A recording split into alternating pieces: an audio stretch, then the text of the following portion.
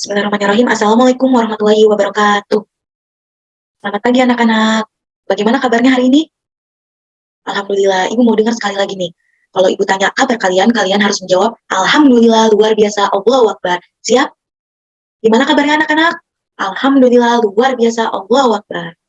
Baiklah, hari ini hari Selasa tanggal 31 Mei 2022. Kita akan memulai pembelajaran yang baru, semangat yang baru. Nah, baiklah, sebelum Ibu memulai pembelajaran, marilah kita membaca doa kepada ketua kelas. Silakan pimpin doanya terlebih dahulu. Berdoa dimulai. Selesai, baiklah Ibu akan absen terlebih dahulu. Cynthia Eka Putri, Ziva Sofia Rangkuti, Yunita Dewi, hadir, baik. Ilyas Novel Faiz, Fikri Irmansyah, Mailinda, baik. Hadir semua ya. Baiklah, hari ini Ibu akan memulai pembelajaran baru dan Ibu akan share materi pada pagi hari ini.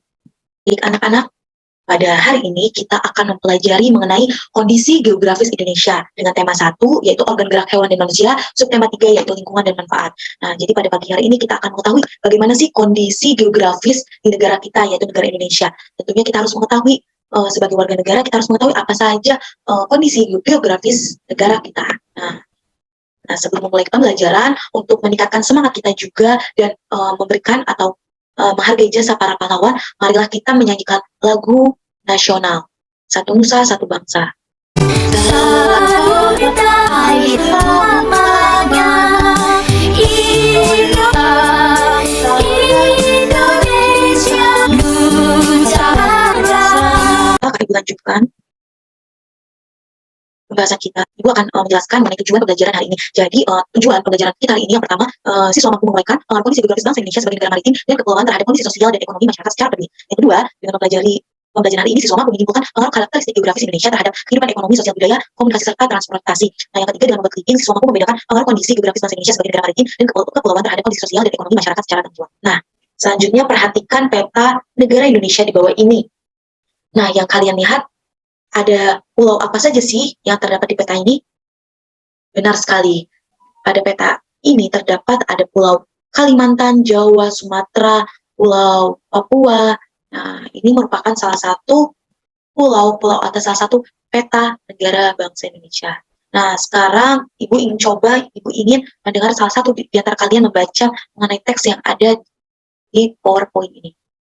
Baiklah, terima kasih kepada Cynthia. Untuk lebih jelas, Ibu akan membacakan kembali mengenai teks yang ada pada PowerPoint. Nah, kondisi geografis Indonesia. Kondisi geografis Indonesia sebagai negara maritim dan kepulauan menyimpan potensi yang besar dalam berbagai bidang, seperti di bidang ekonomi, sosial, budaya, dan transportasi. Nah, potensi-potensi tersebut dapat menjadi modal yang penting dalam pembangunan nasional guna mewujudkan kesejahteraan masyarakat. Wilayah Indonesia yang berupa kepulauan antara pulau satu dengan yang lainnya disatukan oleh laut mengakibatkan bervariasinya potensi yang dimiliki oleh bangsa Indonesia. Masing-masing pulau memiliki karakteristik masing-masing mulai dari kondisi alam maupun kondisi sosial budayanya. Variasi dan karakteristik potensi tersebut terlihat dari lengkap dan beragamnya bentang alam dan hasil alamnya, beragam suku bangsa yang mengakibatkan beragam pula adat istiadat dan budayanya, serta beragamnya agama, golongan, dan kelompok masyarakatnya. Keberagaman yang disebabkan adanya perbedaan antara pulau satu dengan pulau yang lainnya ini tidaklah menjadi pemecah dan perenggang, namun justru menjadi pemersatu karena antara yang satu dengan yang lainnya saling melengkapi. Baiklah anak-anak, seperti yang kalian lihat, peta atau letak geografis Indonesia ini salah satunya sebagai negara kepulauan, salah satu dan juga negara maritim. Tentunya sebagian besar negara Indonesia ini dikelilingi oleh laut. Dengan Indonesia sebagai negara kepulauan, tentunya banyak sekali keberagaman dan keberbedaan budaya, istiadat, serta kebiasaan masyarakat Indonesia. Tentunya dengan adanya perbedaan ini tidaklah menjadi penghambat kita untuk saling bersatu. Seperti yang tadi telah Ibu bacakan, dengan kondisi alam yang ada di Indonesia juga sosial dan budayanya juga berbeda-beda. Nah, sekarang lihatlah teks di bawah ini. Ibu ingin salah satu dari kalian membaca teks di bawah ini mengenai apa sih pengaruh kondisi geografis Indonesia sebagai negara maritim terhadap kehidupan ekonomi masyarakat. Silakan, ada yang ingin membaca? Baik, coba Ilyas, silakan baca. Baik, terima kasih Ilyas. Nah, untuk lebih jelasnya, Ibu akan menayangkan video tentang pengaruh kondisi geografis Indonesia sebagai negara maritim terhadap kehidupan ekonomi masyarakat. Assalamualaikum warahmatullahi wabarakatuh. Halo anak-anak semua, semoga kita semua sehat selalu ya. Amin ya Allah ya Rabbal. Kondisi ekonomi masyarakat. Anak-anakku, kondisi geografis sebagai negara maritim Indonesia. Wilayah laut Indonesia yang sangat luas telah diakui secara internasional sebagai negara maritim yang ditetapkan dalam UNCLOS pada tahun 1982. Hal ini berarti bangsa Indonesia diberi kewenangan untuk memanfaatkan potensi sumber daya lautnya. Cakupan wilayah yang sangat besar dan luas, tentu saja laut Indonesia mengandung keanekaragaman sumber daya alam laut yang sangat potensi. Sumber daya alam laut tersebut antara lain ikan, terumbu karang, dan kekayaan geologi bernilai ekonomi tinggi, wisata bahari, sumber energi minyak dan gas bumi, bahan mineral, dan juga media transportasi antar pulau. Semua potensi alam tersebut tersedia dalam jumlah yang besar dan tersebar di seluruh wilayah Indonesia. Besarnya peluang ekonomi dari pemanfaatan potensi sumber daya laut yang sedemikian besar ini di Indonesia hingga pada akhirnya juga akan memberikan kontribusi bagi kesejahteraan bangsa. Artinya apa? Ada kelompok masyarakat yang bisa merasakan langsung potensi kekayaan sumber daya kelautan ini adalah masyarakat yang berada di pesisir pantai. Banyak jenis pekerjaan yang bisa diusahakan untuk menjaga kehidupan ekonominya. Nah, kita akan mengetahui jenis-jenis pekerjaan yang berkaitan dengan pemanfaatan sumber daya laut. Pekerjaan yang pertama yang berada di pesisir pantai yaitu sudah pasti nelayan. Nelayan bertugas mencari ikan ya biasanya. Pekerjaan yang kedua yaitu petani garam. Pekerjaan selanjutnya biasanya ada orang-orang yang bekerja di pertambangan minyak yang biasanya pertambangan minyak ini berada di tengah laut. Selanjutnya ada pekerjaan di tambak udang. Selain pekerjaan yang tadi berdasarkan, ada juga di sini jasa penyewaan perahu. Lalu ada juga yang biasanya menjual cindera mata di bibir pantai. Dan masih banyak lagi ya anak-anak. Di geografis Indonesia sebagai negara maritim terhadap kehidupan ekonomi masyarakat. Sampai jumpa pada video pembelajaran. Jangan lupa silakan. Nah, tadi kalian sudah melihat apa saja pengaruh kondisi geografis Indonesia sebagai negara maritim terhadap kehidupan ekonomi masyarakat. Nah, di sini untuk lebih jelasnya, Ibu akan menjelaskan sedikit mengenai pengaruh kondisi geografis Indonesia sebagai negara maritim terhadap kehidupan sosial masyarakat. Nah, sebagai negara maritim dan kepulauan yang berada di antara dua benua, yaitu benua Australia dan Asia, membawa banyak pengaruh terhadap kehidupan sosial budaya bangsa Indonesia. Nah, hal ini bisa terjadi karena dengan posisi tersebut menyebabkan Indonesia menjadi jalur perdagangan dunia. Mau tidak mau, banyak pedagang dari berbagai negara di seluruh belahan bumi ini akan melewati dan mampir ke negara Indonesia. Nah, jadi pedagang-pedagang dari berbagai negara tersebut tentunya memiliki latar belakang yang berbeda antara satu dengan yang lainnya. Budaya dari negara asalnya. Nah, lambat laut adanya budaya tersebut di bawah tersebut akan berbaur, bercampur, bahkan melebur dengan adat budaya asli Indonesia. Nah, berikut adalah beberapa dampak yang diakibatkan oleh letak dan kondisi geografis bangsa Indonesia sebagai negara maritim atau kepulauan. Nah, jadi dengan letak Indonesia sebagai negara maritim dan kepulauan ini dan menjadi salah satu tempat yang strategis untuk sebagai jalur perdagangan dunia, membuat berbagai macam budaya dan latar belakang dari negara-negara lain menyatu atau menetap di negara Indonesia. Nah, hal inilah yang berpengaruh atau berdampak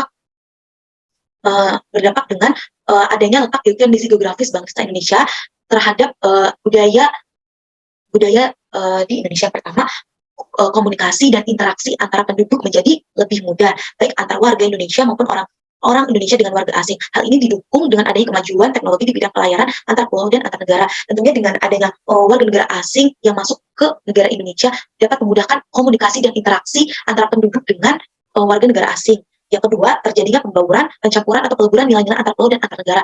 Tentunya dengan adanya letak geografis ini dan dengan adanya budaya asing yang datang ke Indonesia ini dapat munculnya peleburan atau nilai-nilai budaya antar negara. Nah, yang ketiga, munculnya perkampungan etnis tertentu seperti pecinan atau kampung Arab. Seperti yang kalian tahu, ada beberapa kampung yang disebut dengan kampung Cina atau kampung Arab karena dilihat dari jumlah penduduk atau masyarakatnya yang dominan dengan orang Cina atau orang Arab. Nah, selanjutnya terjadinya perubahan perilaku masyarakat karena adanya nih pengaruh masuknya pola dan nilai perilaku dari pulau, daerah maupun negara lain. Tentunya adanya sedikit perubahan atau bahkan banyaknya perubahan perilaku masyarakat. Nah, yang terakhir terjadi perbedaan ilmu, pengetahuan dan teknologi. Nah, tentunya dengan adanya letak geografis Indonesia ini terjadinya perbedaan ilmu, pengetahuan dan teknologi baik antar pulau maupun antar negara. Nah, cukup sekian penjelasan yang Ibu paparkan. Apakah ada yang ingin ditanyakan? Baiklah, jika ada yang ingin ditanyakan, silakan.